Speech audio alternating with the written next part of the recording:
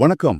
2026 ஜனவரியில மதுரை ஒரு பெரிய நிகழ்வுக்கு தயாராகிட்டு இருக்கு. தி ரைஸ் எழுமின் அமைப்போட உலகளாவிய மாநாடு பத்தி தான் நம்ம இன்னைக்கு ஆழமா பார்க்க போறோம். ஆனா எல்லாத்தையும் விட அந்த பேர் தான் கவனத்தை ஈர்க்குது. சங்கம் 5. இது ஏதோ ஒரு சாதாரண வணிக மாநாட்டு பேர் மாதிரி தெரியலையே. இதுக்கு பின்னாடி ஒரு பெரிய கதை இருக்கிற மாதிரி தோணுது. நீங்க சொல்றது ரொம்ப சரி. இது ஒரு வணிக மாநாடு மட்டும் இல்ல. 50க்கும் மேற்பட்ட நாடுகள்ல இருந்து தமிழ் தொழில் முனைவோர், திறனாளர்கள், இளைஞர்கள்னு எல்லாரும் ஒண்ணு கூடுற ஒரு பெரும் சங்கமம் இது. இதோட மையக்கரு தொழில், வணிகம், அப்புறம் பேரறிவு, அதாவது செயற்கை நுண்ணறிவு தான். ஆனா அதோட ஆன்மா வேற. அங்கதான் நான் வரேன். சங்கம்னு சொன்னாலே நமக்கு ஞாபகம் வருது இலக்கியம், இலக்கணம், புலவர்கள், பாண்டிய மன்னர்கள். அப்படி ஒரு வரலாற்று பெருமை வாய்ந்த பேரை ஒரு தொழில்நுட்ப மாநாட்டுக்கு வைக்கிறதுக்கு என்ன காரணம்? இது சும்மா ஒரு பேருக்காகவா இல்ல இதுக்குள்ள ஆழமான ஒரு தத்துவம் இருக்கா? நிச்சயமா இருக்கு. இது நம்ம ஆழமாவே பார்க்கலாம். இந்த பெயருக்கு பின்னாடி ஒரு தெளிவான வரலாற்று பார்வையும் ஒரு துணிச்சலான எதிர்கால கனவும் இருக்கு. முதல்ல அந்த சங்க மரபோட தொடர்ச்சிய நாம புரிஞ்சுக்கணும். இறையனார் களவியல் உரைப்படி முதல் சங்கம் தென்மதுரையில 4400 ஆண்டு கால வெளியில நடந்தது. 4400 ஆண்டுகளா? சரி, அது முதல் சங்கம். அடுத்து கபாடபுரத்துல இடைச்சங்கம், அது 3700 ஆண்டு கால வெளியில நடந்தது. இன்னைக்கு நாம கொண்டாடுற பல இலக்கியங்களை பந்த கடைசி சங்கம் இப்போ இருக்கிற மதுரையில 1850 ஆண்டு கால வெளியில நடந்தது. இந்த 3 சங்கங்களோட முதன்மை பணி என்னன்னா, தமிழோட அறிவையும் பண்பாட்டையும் சிதையாம அடுத்தடுத்த தலைமுறைக்கு கொண்டு சேர்க்கிறது தான். அதோட தொடர்ச்சியா 1901ல பாண்டித்துரை தேவர் அவர்கள் மதுரையில 4ஆம் தமிழ்ச் சங்கத்தை தொடங்கினார் இல்லையா? அதேதான். அதோட நோக்கம் ரொம்ப உன்னதமானது. ஆனா அவருக்கு அதிகார சமூகத்தின் ஆதரவு கிடைக்கல. அதோட தொடர்ந்து எடுத்து செல்ல பெரும் வளங்கள் இருக்கவில்லை. அதனால அது முழுசா நிறைவேறாம போச்சு. இதிலிருந்து நாம கத்துக்க வேண்டிய ஒரு பாடம் இருக்கு. என்னது? சங்கம்ங்கிறது ஒரு சில வருஷத்துல முடியிற நிகழ்வு இல்ல. அது ஒரு தொடர் இயக்கம், ஒரு நீண்டகால அறிவு பயணம். அந்த பயணத்தோட அடுத்த கட்டம் தான் சங்கம் 5. அன்று ஒரு இனத்தோட அடையாளம், மொழியும் பண்பாடும். அத அன்றைய புலவர்கள் சிறப்பா செஞ்சாங்க. ஆனா இந்த 21ஆம் நூற்றாண்டுல பொருளாதார வலிமையும் தொழில்நுட்ப வளர்ச்சியும் தான் ஒரு இனத்தோட அடையாளத்தை உலக அரங்குல உறுதி செய்யுது. இது ஒரு முக்கியமான பார்வை.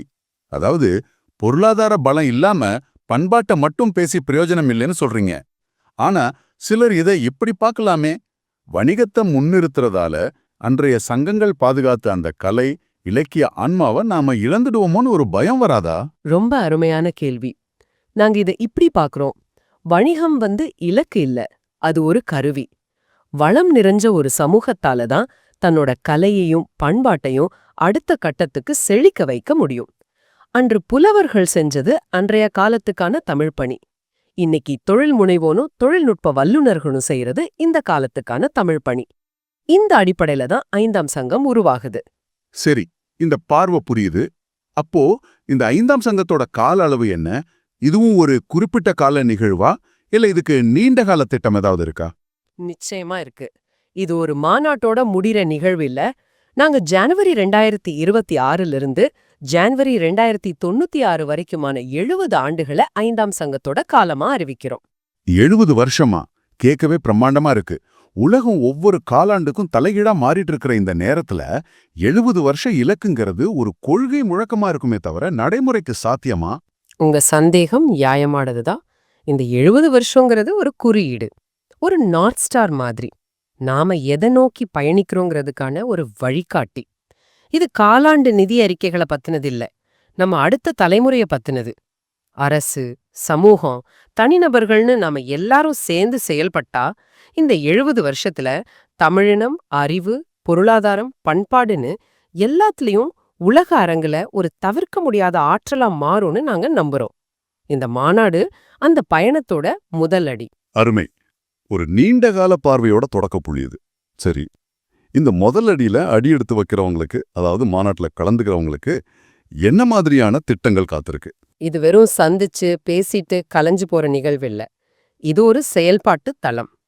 50க்கும் மேற்பட்ட நாடுகள்ல இருந்து சுமார் 2000 தொழிலதிபர்கள், திறனாளர்கள் பங்கேற்கிறாங்க. இதன் மூலமா சுமார் 2000 கோடி ரூபாய் மதிப்புள்ள தொழில் பரிமாற்றங்கள் நடக்கும்னு நாங்க உறுதியா நம்புறோம். 2000 கோடிங்கிறது ஒரு பெரிய இலக்காச்சே.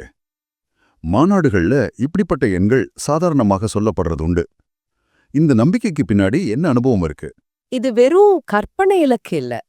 இதுக்கு முன்னாடி தி ரைஸ் எழுமின் அமைப்பு இதுவரை 15 உலக தமிழ் தொழில் அதிபர்கள் மற்றும் திறனாளர்கள் மாநாட்ட மிகப்பெரிய அளவுல நடத்தியிருக்கு.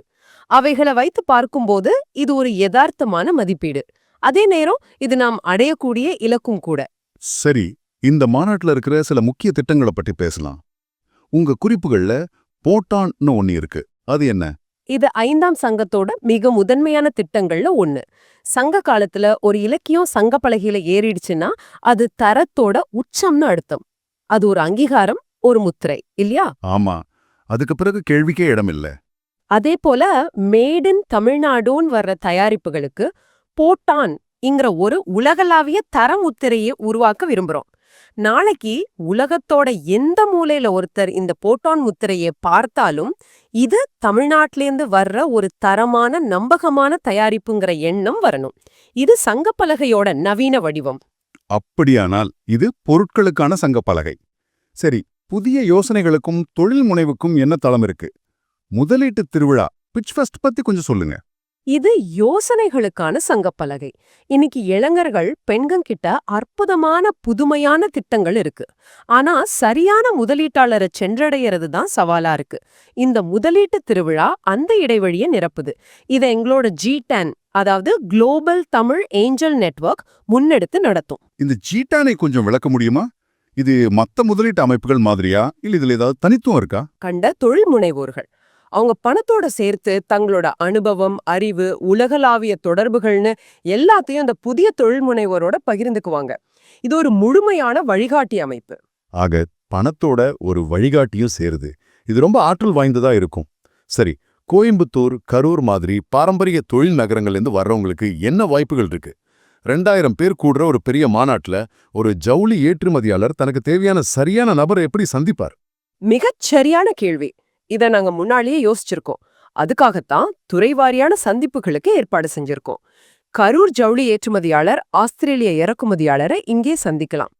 ஆமாம், கோயம்புத்தூர்ல உள்ள ஒரு நிறுவனம் ஆப்பிரிக்காவுக்கான ஒரு விநியோகஸ்தரை இங்கே கண்டுபிடிக்கலாம். இந்த மாநாட்டை நாங்க சிறு சிறு ஆற்றல் மையங்களா பிரிச்சிருக்கோம். அத பத்தி கொஞ்சம் சொல்லுங்களேன். எடுக்கும் சேரிட்டி, தமிழ் வங்கி நிபுணர்களை ஒன்றிணைக்கும் தமிழ் பேங்கர்ஸ் இன்டர்நேஷனல், உலக தமிழ் வழக்கறிஞர்களின் குளோபல் தமிழ் லாயர்ஸ், சர்வதேச சரக்கு மற்றும் பரிவர்த்தனை துறையின் குளோபல் லாஜிஸ்டிக்ஸ் ஃபோரம், தமிழ் விற்பனை திறனாளிகளின் தமிழ் சேல்ஸ் ஃபோர்ஸ், நம்ம மண்ணின் தயாரிப்புகளை முன்னிறுத்தும் போட்டான் ப்ராடக்ட்ஸ் ஆஃப் தமிழ்நாடு மற்றும் தமிழர் முதலீட்டு கூட்டமைப்பான குளோபல் தமிழ் ஏஞ்சல் நெட்வொர்க் ஆகியவை. இவை எல்லாமே த ரைஸ் எழுமின் அமைப்போட ஆற்றல் வாய்ந்த துணை அமைப்புகள். இம்மாநாட்டோட ஒரு பகுதியா ஒவ்வொரு அமைப்பும் தங்களோட துறைக்கான சிறப்பு துணை மாநாடுகளை நடத்துறாங்க. அப்படியானா இது ஒரு மாநாட்டுக்குள்ள பல மாநாடுகள் நடக்கிற மாதிரி ஒவ்வொருத்தரும் தங்களுக்கு தேவையான அரங்குல தங்களுக்கு தொடர்புடைய நபர்களோட நேரடியா உரையாட முடியும். இது நேரத்தை ரொம்ப திறமையா பயன்படுத்த உதவும். ஆழமா பகிர்ந்துக்கிற ஒரு பல்துறை அறிவு பரிமாற்ற மேடையா இந்த மாநாடு மாறுது. இந்த வணிகம், முதலீடு, தொழில்நுட்பம் சார்ந்த திட்டங்கள் எல்லாம் ஒரு சக்தி வாய்ந்த பொருளாதார இயந்திரத்தை உருவாக்கும்னு புரியுது. ஆனா நம்ம முதல்ல பேசின மாதிரி இந்த இயந்திரம் எப்படி நம்ம பண்பாட்டு ஆன்மாவுக்கு எரிபொருளா இருக்கும்? அதுக்கான திட்டங்கள் என்ன? வணிகம் கருவி, பண்பாடுதான் ஆன்மா. அதுக்காக 2 கனவு திட்டங்களை முன்வைக்கிறோம். முதலாவது தமிழூர். பேரே ரொம்ப ஈர்ப்பா இருக்கு. திருநெல்வேலிக்கும் திருச்செந்தூருக்கும் இடையில பொருணை நதிக்கரையில 70 ஏக்கர்ல அமையவிருக்கிற ஒரு உலக தமிழ் கிராமம் இது. இதோட மையத்துல தமிழாலயம்னு ஒரு கட்டடம் அமையும். யோசிச்சு பாருங்க, உலகத்துல எங்கிருந்து ஒரு தமிழர் வந்தாலும் இங்க வந்து நம்ம இலக்கியம், கலை, சித்த மருத்துவம் இதெல்லாம் கத்துக்கலாம். அதே நேரத்துல உலகளாவிய வணிக தொடர்புகளையும் உருவாக்கிக்கலாம். இது ஒரு பண்பாட்டு வணிக இணைப்பு மையமா செயல்படும்.